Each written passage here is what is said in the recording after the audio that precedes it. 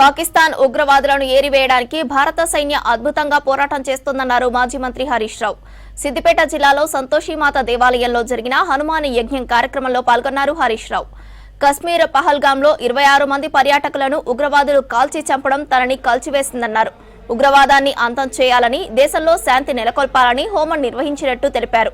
ఉగ్రవాదులపై భారత సైనికులు విజయం సాధించాలన్నారు.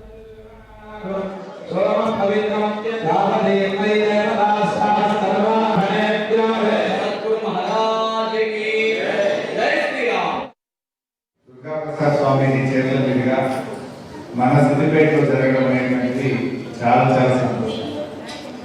ఒకవైపు మనం చూస్తూ ఉన్నాం, పాకిస్తాన్లో ఉగ్రవాదులను ఏరివేయడానికి భారత సైన్యం అద్భుతంగా పోరాటం చేస్తూ ఉంది. మొన్న అమాయకులైనటువంటి 26 మంది పర్యాటకులను మరి ఆ ఉగ్రవాదులు కాశ్మీర్లో కాల్చి చంపడం మా అందరినీ కూడా కలిసివేసింది.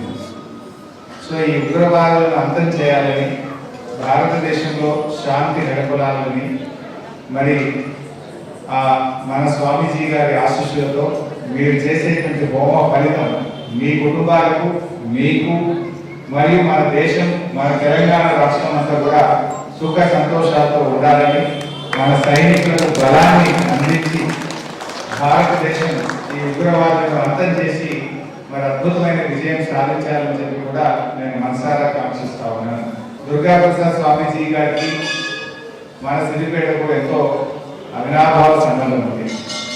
స్వామీజీ గారు తెలంగాణలో మొట్టమొదటి మన సిద్దిపేటలోనే ఈ భిక్షా కార్యక్రమానికి నాంది పలికడం అంటే దానికి స్ఫూర్తి దుర్గాప్రసాద్ స్వామీజీ గారు.